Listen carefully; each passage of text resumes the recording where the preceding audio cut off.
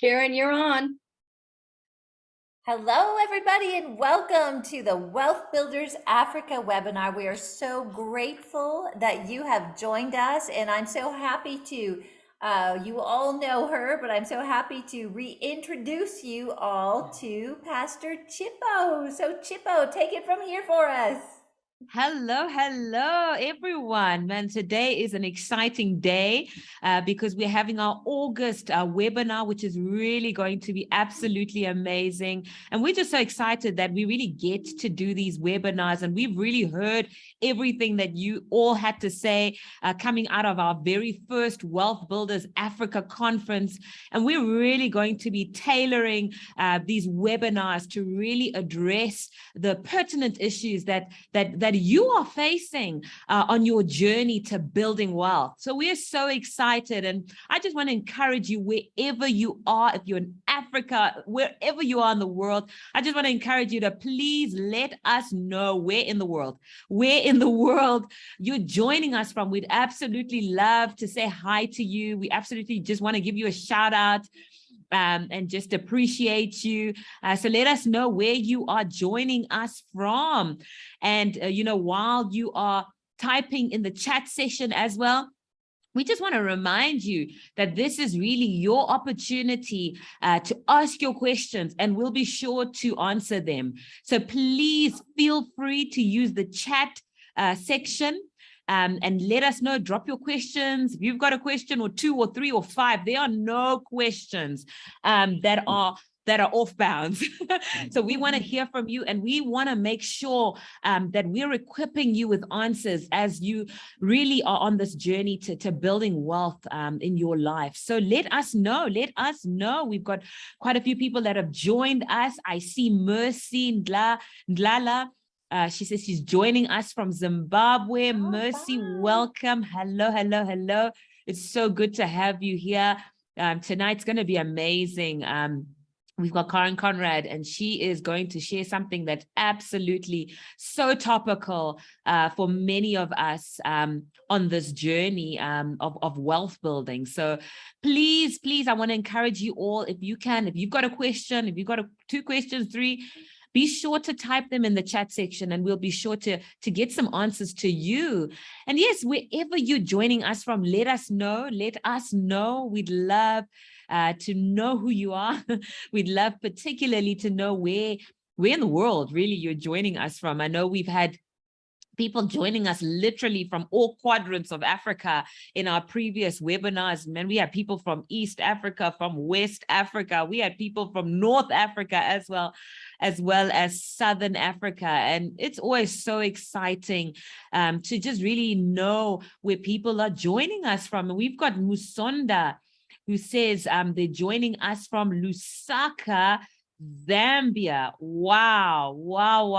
Hello, Zambia's in the house. Mercy, I see your question. You said, are we going to have a recording? Absolutely, we're going to have a recording. In fact, if any of you have missed any of our webinars, you can absolutely find them on our website. And I'm going to ask our admin to please go ahead and type the link to our website, and you can just be sure to check out all the amazing webinars that we've had so far. They've really been phenomenal and absolutely life-changing. Paul Botha, we acknowledge you. We see you from Knysna, from South Africa. That is absolutely amazing. Amen. Well, this is so awesome. Guys, today we've got an amazing topic that we want to cover today, and really that topic is beginning real estate investing. And we, a lot of you, after our very first Wealth Builders Africa conference, came up to us and you said you want to know how to really begin in your to build up your real estate portfolio. And we're going to really be sharing with you some tips, really some wisdom.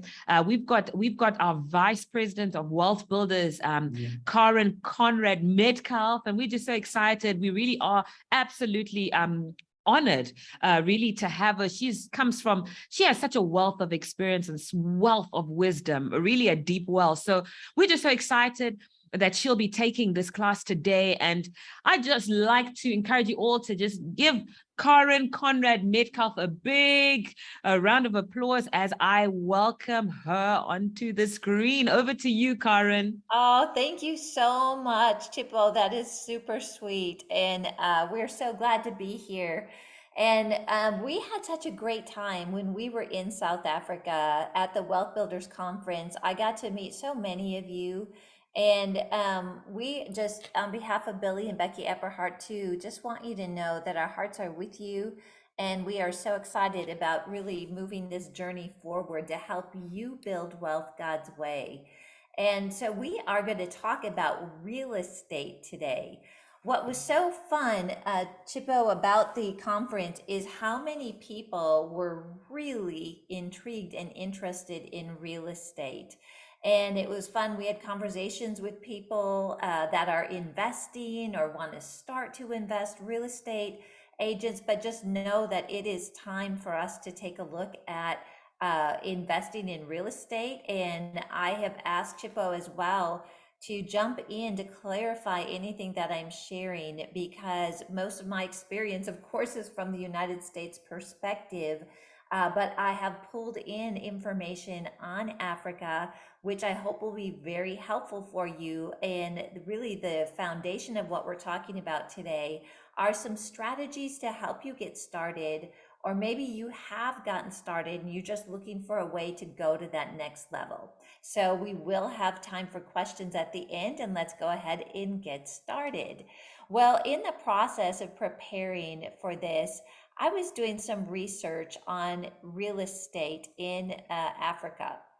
And this is an article that I thought was really interesting. I want to start out with because I think it will definitely encourage you. Africa is a continent rich in natural resources, which you all know, and it's got a population of over 1.2 billion people. With that population growth of around 2% and a GDP growth rate, gross domestic product growth rate of 5%, Africa is one of the fastest growing regions in the world. The continent is also home to some of the world's most promising, listen to this, and untapped real estate markets. The real estate markets are young and growing rapidly, making them some of the most exciting and lucrative investment opportunities in the world.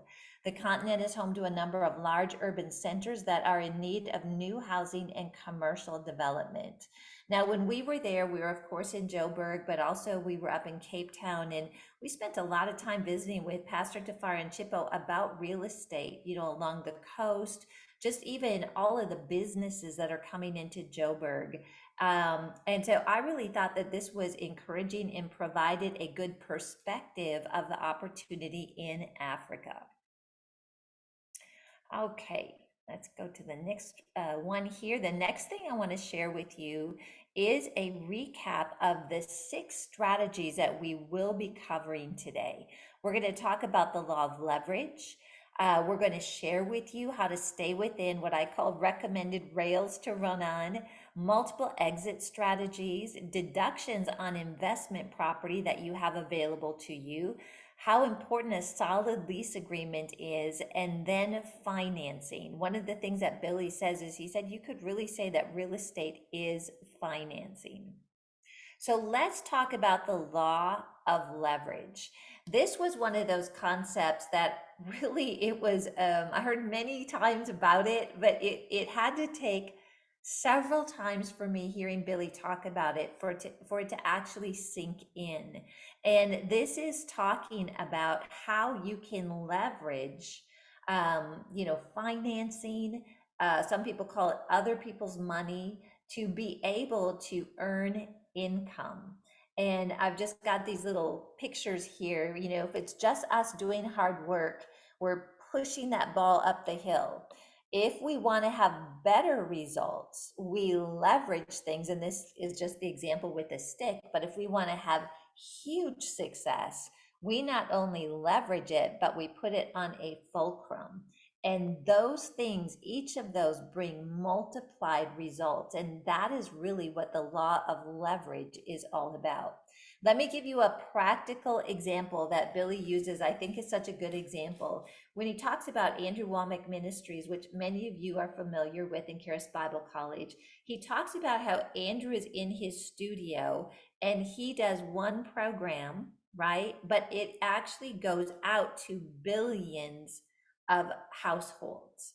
That is the law of leverage. He's got the studio, he's recording, he's not going all over the world to deliver that message, but from media, from satellite, from TV stations, from the internet, it goes out and it has multiplied effect and results. And that is a great example of the law of leverage. Now, let me use an example for you in real estate that's really interesting. We do real estate coaching and business coaching at Wealth Builders.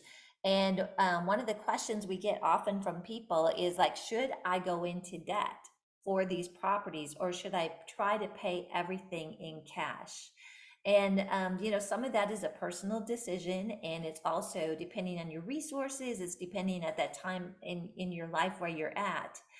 But I was explaining that if we were to use cash and purchase an investment property only with cash, I could probably buy one property and then I would have an amount of, return on that in cash flow and some appreciation. Where if I finance those properties, maybe put 20% down, and I rented it out either through vacation rentals or through what we call buy and holds, I'm receiving a payment that covers that mortgage payment, right? Plus, listen to this, not only am I getting the cash flow, which is probably the smaller part of the return, maybe it's $300, what we like to recommend, which we would convert to rent for you. And I have appreciation, meaning that the asset is increasing in value over a period of time. And my mortgage is being paid down with that rent check because I'm taking the money coming in, peeling off the cash flow, paying down the mortgage. So I really have 3 revenue streams coming in from that property. Now, if I did that with one property, I wouldn't have my mortgage paid down because I wouldn't have a mortgage if I paid cash. But I could only do it with one property. But if I finance, just like I described, and maybe I have 10 properties or 20 properties, I am now really creating wealth because instead of one property having those benefits to it, I might have 10 properties or 20, and all of them have a mortgage being paid down by someone other than me. They're generating cash flow, and I'm enjoying appreciation. Here's another example of how it works when you do finance for your investment property. Many of us are familiar with the stock market and investing. And let's say I have 20,000 US dollars that I put in the stock market. I purchase a $20,000 asset. Okay, so if I buy stock for $20,000, and let's say I make a 10% return, which we would say that's a really good return. Well, then what I would earn on that is $2,000 in, let's say, 1 year. Now, let me compare that to you looking at real estate. If I buy real estate and I take that same $20,000 and I purchase a $200,000 US dollar home, and I get a 10% return of appreciation on that property, I don't get 10% of $20,000 that I put down. I receive that 10% appreciation on the entire $200,000 asset. And so my $20,000 I put down with a 10% appreciation earns back my entire $20,000. In addition to that, real estate has depreciation in the US. I'm not sure if that is the same in Africa. You are able to deduct interest and other costs, and I do have a list of that for you in Africa in this presentation. There's something called no capital gains if I do a 1031 exchange. There's some things within the tax laws that in Africa we would look at as well. And if I did a cash out refinance, I am not taxed on the amount I take out. And that would give me more capital, more cash to go into another property. So that to me, when we heard that personally, we were like, oh my goodness, I get it now. I totally get it. So I laid it out this way as well. $20,000 investment. I purchased a $20,000 asset in the stock market, or with that $20,000, I would purchase a $200,000 asset with 10% down. And if either one of those or both of those got a return of 10%, I would yield 2,000 on the stock market, but I would yield the entire $20,000 I put in on the real estate. So law of leverage. Okay, number two, we encourage you, and we talk about this in coaching, to stay within what I like to call the recommended rails to run on. I personally am not a super risky person. I'm actually a little bit risk adverse. And some of that is from being a widow for a period of time and a single mom. I just really wanted everything to be safe, right? And so this is very helpful for me, and I know for a lot of you to know what guidelines do I need to look at and stay within for me to really go into a real estate investment and have the best chance of success and reduce my risk. So this is what the guidelines are that we recommend, and they're very similar for you in Africa. We like to look for 1 to 1.5% monthly rent based on the purchase price for a buy and hold. What that means is if I buy a home for 150,000 US dollars, I would want to look at the ability to charge 1,500 US dollars a month in rent. And that same calculation would work in rent. Also, we like to stay within 3 to 4 times the median income for the price of the home. So you can Google and see what the median income, not average, but median income is in the area that you're looking at, and times it times 3 or 4. And if you can stay in that range, you are purchasing a home that if you had to sell, or maybe the market or the economy was not as strong as maybe what it was at the time, you're going to have the best position to reach the most amount of clients to buy your home or to rent the home because you're staying at a lower price point. There are times where people buy luxury homes or put more at risk and they win big. But if something happens in the economy, you really want your properties to be able to be affordable for most of the people in your market. We'd like to have a minimum of a $300 US dollar positive cash flow per door. And that means that you want to have a margin at a minimum that you meet on a monthly basis to cover all the expenses of your home and give you a little bit to put in your pocket. And then we look for something called a 10 to 20% cash on cash return.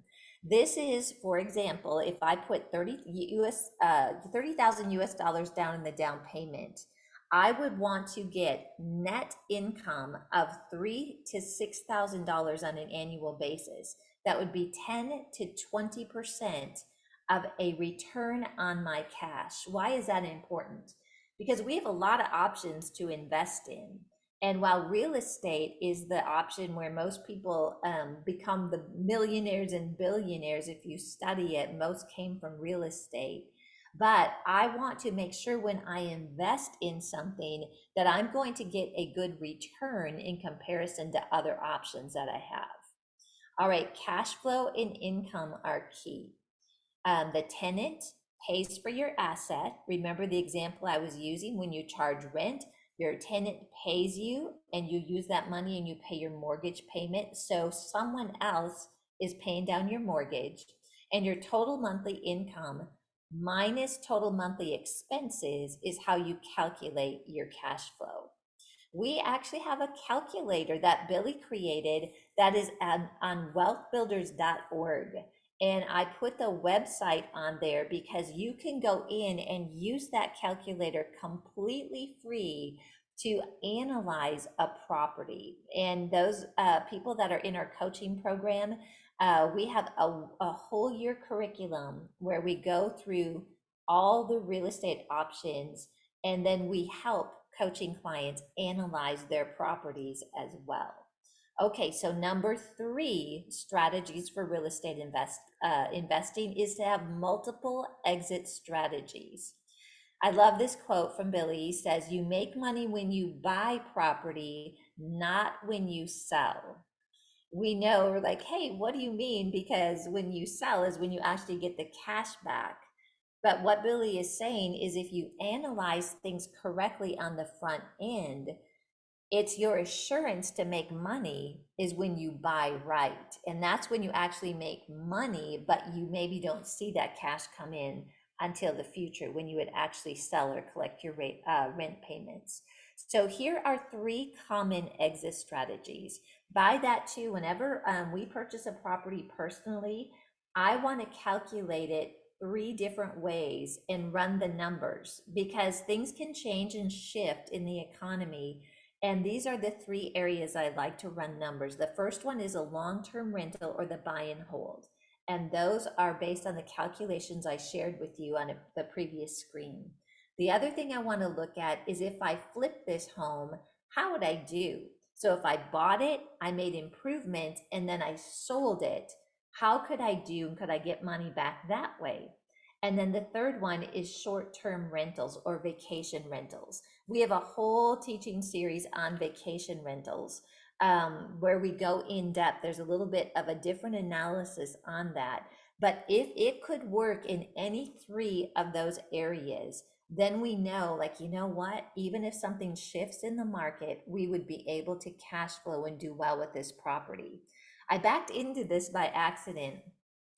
When I became a widow, we had a significant property, and my son Levi was called to go to Charis Bible College. So because I was like, I had to move out there to Colorado with him because he was 18. There's no student housing, so we rented out our home while we went out to Colorado for that season. Well, at the time that I rented the home, the market was good for rentals. So I got an amazing renter in, and I just thought that it was always going to be like that. Well, the market changed on me. And what happened is that interest rates went down, home prices went down. So the people that were renting were now able to buy a house. So when the tenants that were in my property decided that they were going to buy their house, I thought I'd be able to just go right back out and find another renter. But the market changed on me, and really the renters that were available that could afford my home had issues with credit. And I learned the hard way in that situation where I had renters in, they did not take care of my home, and I actually ended up having to put money into the property to bring it back and restore it. So at the time that that happened, the market was down, so it wasn't a good time to sell. But what I learned was that vacation rentals were a great way to use the property in that market. So if I had known that 2 to 3 years prior, and if I had gone through the analysis that I'm sharing with you today, I would have moved it into a vacation rental property, avoided the renters trashing my home, and I would have cash flowed during that period of time instead of having to come back in and put money in to correct the damage. So really that's how I learned, and we teach that, of course, that if I'm buying a property, I want to know that I've got the opportunity to do multiple things with that property. Okay, again, the term, the long-term rental is a buy and hold. When you do a buy and hold, you run the numbers to meet the criteria that I shared with you. And one thing to watch for is your real estate taxes, especially in a new build or recently improved property. Because what can happen is if they reassess that property, you may have run your numbers on the old property tax numbers, but if they're increased, you want to just be aware to include that in your analysis. If you flip a house, again, this is a lot of information in a short period of time, but I just want to give you an overview.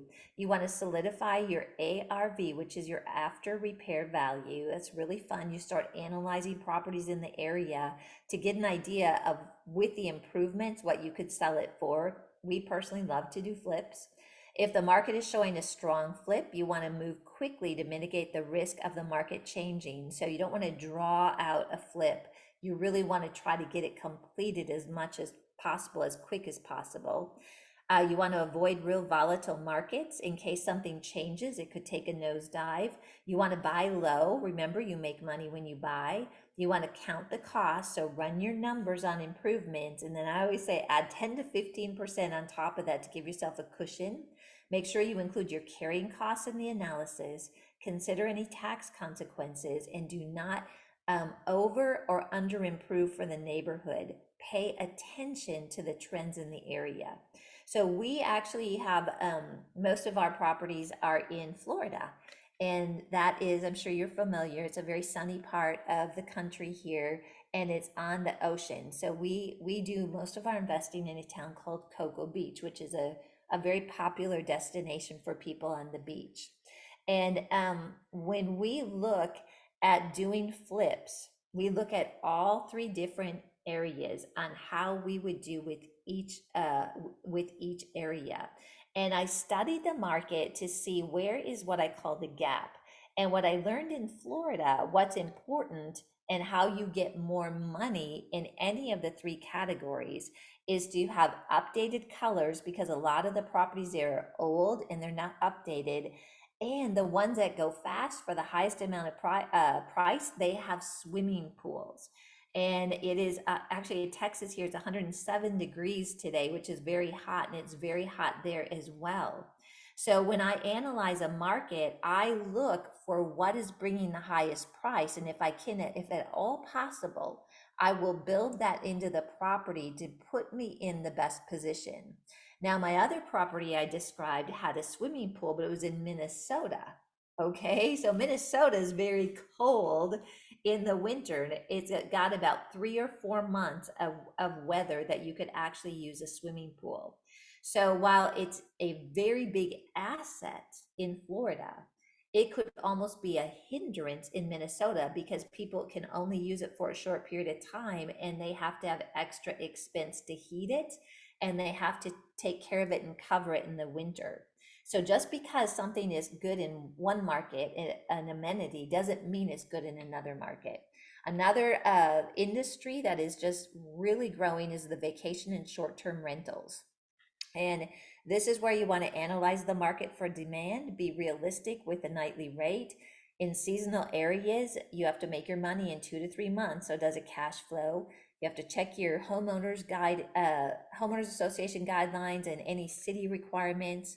Calculate your cleaning costs and other things. Have a cash reserve because your rent goes up and down.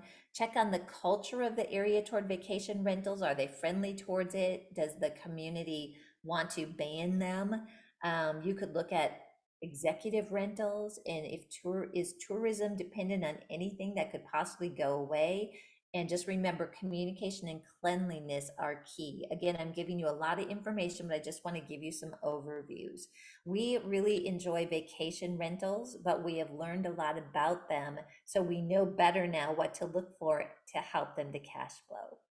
All right, the next thing we're going to cover is in number 4 is what is deductible on your investment property. So I did some research on South Africa, and I found this information which describes to you which expenses you can actually deduct.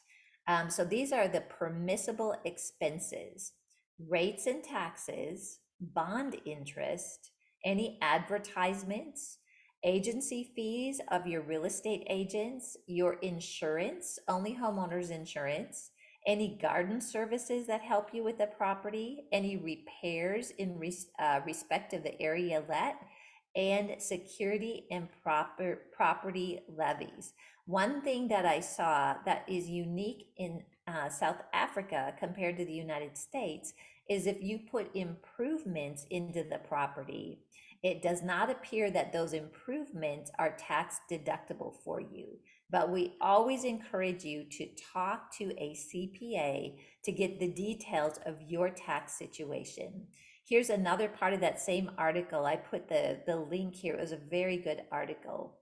And it just describes the things that are not allowed to deduct. Again, if you've got a CPA or just do some research, you're going to know any differences between the tax consequences in your area. And even within Africa, from country to country, you're going to have some differences. All right. And then the fifth item I want to visit with you about is that you need to have a solid lease agreement. One thing when I was visiting with you, I was understanding that evictions or guidelines for that, they vary just like they do here in the United States, but you want to make sure you have something called a watertight lease agreement.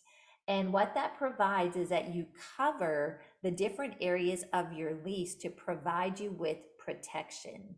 And so I've just got some information here. You'll all get this PowerPoint that's signed up, so I think it'll be helpful.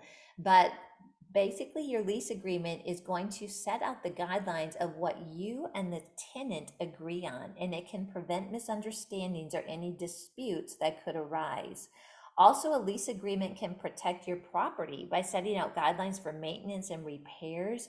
It can help ensure that the property is maintained in good condition, that any damages caused are addressed promptly. Thirdly, a lease agreement can provide a framework for resolving disputes that may arise. This can help to minimize the risk of costly and time-consuming legal proceedings. And fourthly, a lease agreement can help to protect your financial interests by specifying the terms of rent payments, late fees, and security deposits. This can help to ensure that the landlord receives the rent on time and that you are compensated for any unpaid rent. Also, what we call a watertight lease agreement, and this is all taken from information in South Africa, will help lay out the like how you need to lay out that if a payment is late or they haven't paid you for whatever reason, that you've got the sequence of what happens laid out very tightly, because that gives you the opportunity, maybe it's 1 day late or just 2 days late, that you can go in and you can make demand for that rent payment, or in an unfortunate case, if you have to do an eviction, it's going to go back to that lease agreement. So if you look back at that lease agreement and things are laid out tightly, it's going to give you the best opportunity to be able to evict a tenant that is not a good tenant. So in summary, a well-drafted lease agreement is essential to protect yourself and your property. It provides a clear understanding of the terms and conditions of the arrangement, establishes guidelines for maintenance and repairs, and provides a framework for resolving disputes and protects the landlord's financial interests. All right, the final point that we are going to talk about is financing. And so here's some general information on applying for financing in South Africa. And then I'm going to bring Chipo on because she is working at a bank and deals with this every day. So here's just a few steps for you. You'll decide if you want to apply directly through a bank or to use a mortgage broker. You want to choose an appropriate mortgage and find a qualified solicitor to act on your behalf, and Chip will explain a lot of that for us. You want to hand over the requested paperwork to the bank or broker to help qualify you. You want to work out what will be the maximum amount that you can borrow, how much the monthly payments will be, any additional fees. And you can do this using the South African mortgage calculators. You then find a suitable property within your budget and make that formal offer. And then once the price has been agreed, you'll have to pay the mortgage deposit to secure the sale and agree on a completion date. So with that, I'm going to ask Chippo to come back on, and I'm going to stop my share screen here for a moment. And I'm excited to hear some information on financing in Africa. No, absolutely. Thank you, Karen. Man, this has been a really interesting a webinar so far. And I just want to issue just a disclaimer, and by no means a financial advisor. What I'm sharing here is really just based on my experience working in a bank. But Karen, I think you really did articulate predominantly the steps that you can follow to get a mortgage, particularly in South Africa. I know the dynamics are very different in different jurisdictions, and not everyone across the continent can necessarily, walk into a bank and actually get a mortgage. But South Africa really is one of the countries where, it is relatively easy to approach the banks, your big four banks and some of the other banks who do offer mortgages to customers. So it's always highly encouraged. I think you mentioned once you've decided on, sort of the mortgage amount, the property you want, what you're really willing to pay, it's, you mentioned that there is a solicitor or lawyer that's involved in the process. And usually that lawyer will be informed by really the bank, right? So the bank really has a process where they can assist you with getting your legal advisors, registering your mortgage, etc. But I think the big thing is really ensuring that from an affordability perspective, you really do tick the boxes because that is quite key. And I think it's something that, banks are really in this economic environment that we find ourselves in are becoming even more strict about. Can you actually afford the property and the repayments, based on your income, either from formal employment or from your business, or however way you generate income. So it's very important to have all of that information readily available. It's very important to understand what your monthly expenses are, because in a lot of cases, when you apply for mortgage, the banks want that level of detail. It's always highly encouraged to think about saving up as well for a deposit. In many cases, banks will ask for some form of deposit. In some cases, it's just depending on your income, also your monthly expenses, you can get a 100% mortgage. But those are some of the things that, we just highly recommend you consider, particularly when it comes to purchasing property for the first time. But generally, your bigger banks, they all, it is very possible to approach them. Very different banks have differing assessments, but ultimately, I think the top things are, one, understanding your affordability. That's going to be quite key. So being able to demonstrate that is going to be quite key. Thank you, Karen. That's so good. Can I ask you to comment on something? When I was there, a lot of people were sharing that they thought that you only could get a variable rate, which means your rate could go up and down every year. Is that true, or are there some fixed rate financing opportunities there? Absolutely. And again, really this differs from bank to bank. So typically, particularly for first-time home buyers, your rate will be variable. So in South Africa's context, and I really do apologize for anyone who's joining outside of South Africa, you will have a different benchmark rate. But typically in South Africa, that benchmark rate will be your prime. And the bank will give you a mortgage based on that prime rate, which again fluctuates up and down, dependent on where, for example, the repo rate, which is the Reserve Bank's official rate that they monitor as well. So typically, you will get a variable rate. However, it is always advisable to approach your bank, to approach your banker, to understand what options are available, because there are various options that do exist, and it's really just incumbent on people to really inquire from their bankers, inquire from their banks. That's so great. Thank you so much. Yeah, so I really I'm really intrigued with the real estate market, particularly in South Africa and other parts of Africa. And a lot of why, we decided the first international location for Wealth Builders is Africa is sort of what I shared with you in that second slide. It's like the natural resources, the potential, young people that are, growing up in Africa, and real estate is a big part of that. Plus, uh, my husband travels a lot in different areas of Africa. I've only been in South Africa now, but it's absolutely so beautiful. And all of the different areas that people can live, and seems like there's a lot of people coming in. In the land is biblical. The Lord talks to us in the Bible about taking the land, not like taking the land, but land is very important to God.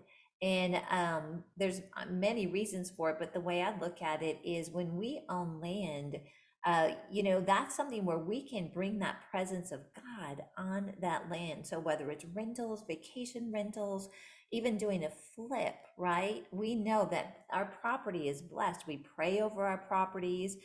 We just picked up one. Oh my goodness, we picked up a property that was in really rough shape that we're working on right now. We call it Second Street. Every property has a name. And that property was not taken care of. And the people that lived there were not godly people. They were, it just wasn't a good situation. And so when you go into situations like that, we went in, we prayed. Levi and Carly are the ones, they played praise and worship music. We anointed the doors with oil. We just blessed that property. And so it's just a completely different feel in that property. And I believe that that is an example of how we as Christians, God has called us in real estate to bring that blessing, that presence into the areas. We do that with our vacation rentals, with our buy and holds. We want our property to be a blessing. So I just want to encourage all of you too. It definitely is a way to build wealth, but it's also a way for us to bring that godly influence into the areas that we live in, or that God has really called us to invest in. So yeah, anything to add to that, Chippo? No, thank you, Karen. I think you've said it all. I think it's an exciting journey. My husband and I have also embarked on the property journey. I really do think it's a godly way to create wealth. And if anyone really does have any more questions, I know we could only cover so much in this hour, but really if you do have questions, we want to encourage you to please go to our website and just be sure to check out all the resources on how you can begin your journey, or on how you can effectively enhance your own real estate portfolios. Oh, that's so great. Also, I want to let everybody know that we have got an event coming up. It's called the Wealth Builders Business and Nonprofit Workshop. We've got some amazing speakers that are coming in that run significant businesses. We've got David Lapp from Blessings of Hope coming in. Of course, Billy and Becky will be there.